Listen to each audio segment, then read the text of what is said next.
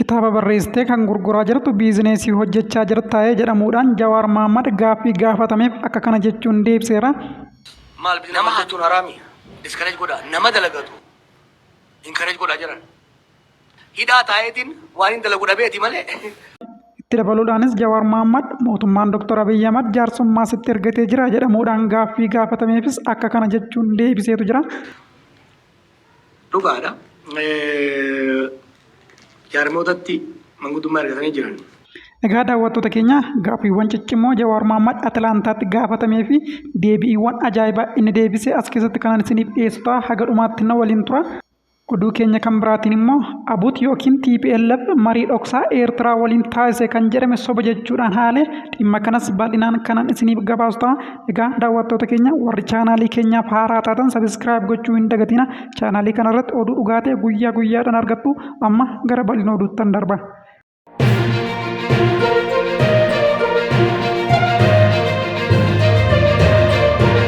Oduu keenya jalqabaatiin Jawaar Mahaammad marii tibbana Ameerikaa Atilaantaatti hawaasa Oromoo waliin gaggeesse irratti gaaffilee ciccimoo gaafatameetu jira. Gaaffiiwwan gaafatame keessaa tokkos kitaaba kan gurgurtu biizineesii hojjetaa jirtaa jedhamee gaaffii gaafatameef yeroo deebisutti Jawaar Mahaammad biizineesii hojjechuun haraama miti, yoon biizinees hojjedhe rakkoo hin qabu, namni siyaasaa dalagachuu hin qabu yaanni jedhu dogongoradha. Kitaaba akka gaariitti gurgurree jechuudhaan deebisee jira. Itti dabaluunis obbo Jawaar Mahaammad haasawa isaa keessatti siyaasni Itoophiyaa goggogaadha. Akkamitti namni maaf hojjete jedhamuudhaan warri saaman immoo jajjabeeffamu jechuudhaanis yaada kaasee jira. Haasawa isaa akka itti aanutti dhaggeeffadha. Kitaaba gurguruudhaaf moo biizinesa kitaaba kanarraa hojjechuudhaaf immoo namoota Gaaffii gurbaan dargaggeessii amma eegalerraa kitaaba biizinesa ittiin hojjechuu maal biizinesa hojjechuun haraami? Kitaaba akkanaa barreessuun bar hidhaa taa'eetiin waan hin dalagu dhabeeti malee osoo ala ta'ee waggaa lammaffaan irraa fixuu danda'a ture.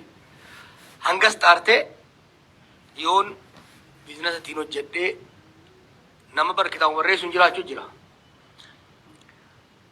Nama hatu diskareej godha nama dalagatu inkareej godha jiran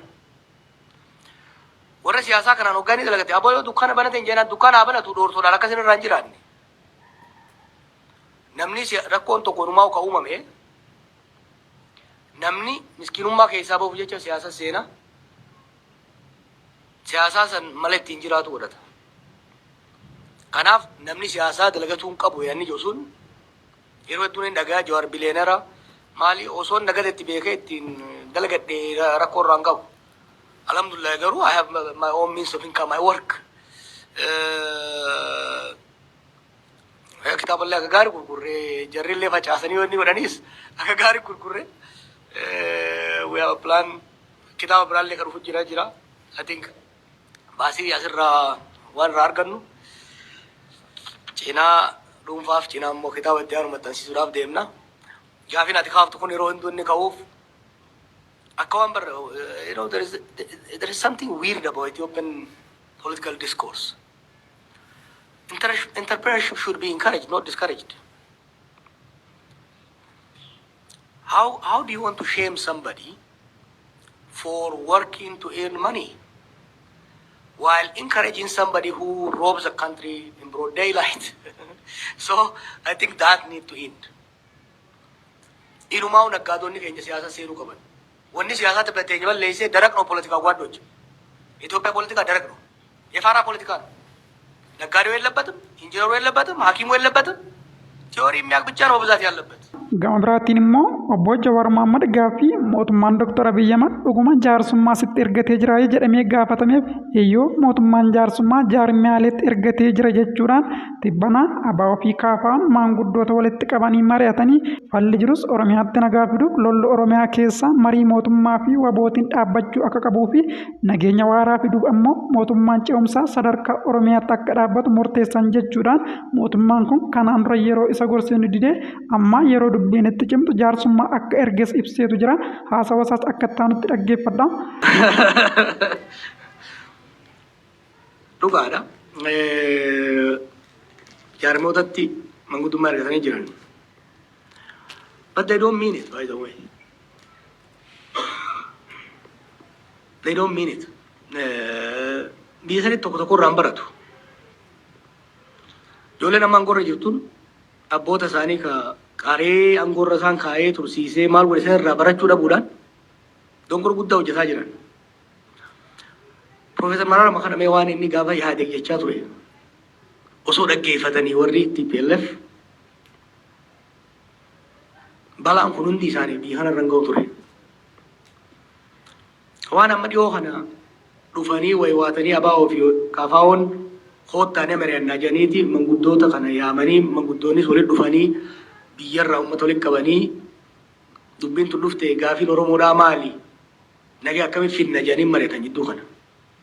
Sarara hundaa'aniiti falli jiru.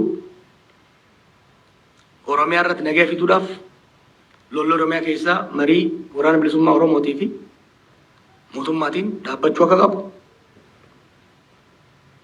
Nageenyi waaraa akka dhufuuf immoo mootummaan hunda hammate mootummaan ce'umsaa sadarkaa Oromiyaatti akka dhaabatu gaafii ijoo dhiyeessaniif jechuudha. Gaafileen kun haaraa miti.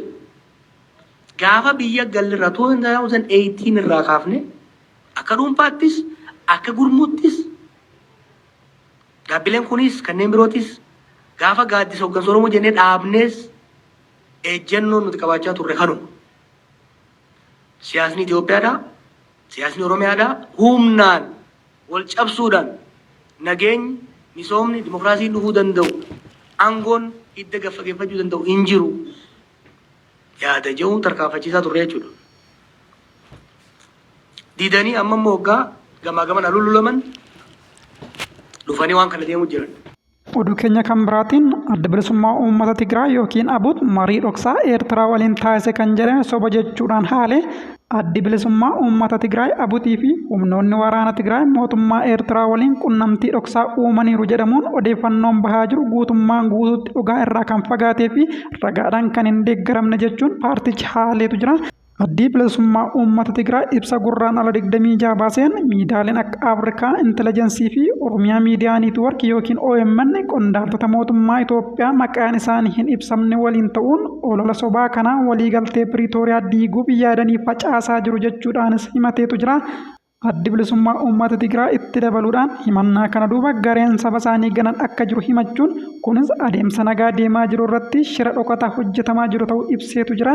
Ibsi kunis kan bahee gabaasa dhiyeenya kana miidiyaan Afrikaa Intelligence jedhamu miseensonni olaanoo raayyaa ittisa Tigraay yookiin TDF torbanoota darban keessaa qondaaltota Eertiraa waliin qunnamaniiru jechuun dhiyeesse hordofeetidha. Akka gabaasa kanaatti ajajoonni waraana Eertiraa fi Tigraay baatii amajjii keessa Asmaraatti walgahii icciitii godhanii turan kan jedhudha. Gabaasni kun imbaasiiwwan biyyoota dhiyaa dhimmicha dhiyeenyaan hordofaa jiran haalli jiru walitti bu'iinsa kan biraa akka hin kakaasneef yaaddoo guddaa keessa akka jiranis ibseetu jira. Addi bilisummaa uummata Tigraay ABUT garuu ibsa isaatiin uummanni Tigraay, humni waraanaa Tigraay fi addi bilisummaa uummata Tigraay waliigaltee Piriitooriyaa guutummaatti hojiirra oolchuu bira darbee fedhii dhokataa hin qaban jechuun cimsee ibseera. Paartichi qaamoleen maqaan isaanii hin ibsamne hojiirra oolmaa waliigaltee kanarratti xiyyeeffachuu dhiisanii oduu sobaa uummataa fi hawaasa addunyaa burjaajessu facaasu jechuun himatee jira. Erga waliigaltee Piriitooriyaa mallatteeffamee as humnoonnii fi uummanni Tigraay jal'ina gosa hundaa dandamatanii nagaa buusuuf kutannoo agarsiisaniiru jechuudhaanis paartichi ibseetu jira. Itti dabaluudhaanis paartichi shirri keessoo fi alaan nu mudatus adeemsa nagaa keessatti abdii matumaayyuu hin kutannus jedheetu jira. Nagaa mootummaa fi biyyoota ollaa naannoo hunda waliin mirkaneessuuf tattaaffiin taasifnu itti fufas jedheetu jira. Paartichi qooda fudhattoonni dhimmichi ilaallatu hundi waliigaltee Piriitooriyaa akka ciminaatti akka fudhatan waamicha dhiyeesse. Kunis rakkina biyyoolessaa fi naannoo furtuudhas jedheetu jira. Ibsi kun kan bahe wayita adda bilisummaa uummata Tigraay keessatti murnoota Dabratsiyoon Gabra Mikaa'elii fi pirezidaantii bulchiinsa yeroo Geetaachoo Raddaatiin durfaman gidduutti wal qoqqoodinsa hammaataa dhufe keessattidha.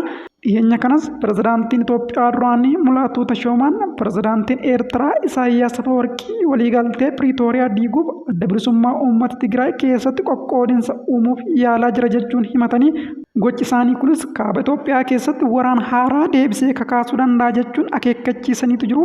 Mulaatuun yaada isaanii gurraandhala 17 Aljaziiraa irratti maxxanfameen Isaayyaas sochiiwwan diigumsaa irratti bobba'anii jiru jechuudhaan haalli kunis waliigaltee nagaa guutummaatti cicciree naannicha tasgabbii dhabsiisuu akka danda'u akeekkachiisaniitu turanii. Egaa daawwattoota keenya chaanalii kanarratti oduu dhugaa ta'e kan biyya keessaa kan biyya alaa guyyaa guyyaadhaan argattu. Warri chaanalii kanaaf haaraa taatan sabiskiraayib gochuu hin dagatina. Oduun yeroo kanaaf isiniif qabadee dhufe kan hagammaatti hordoftanidha. Yeroo taanu oduu biraatiin haga walitti deebinutti nagaan na tura.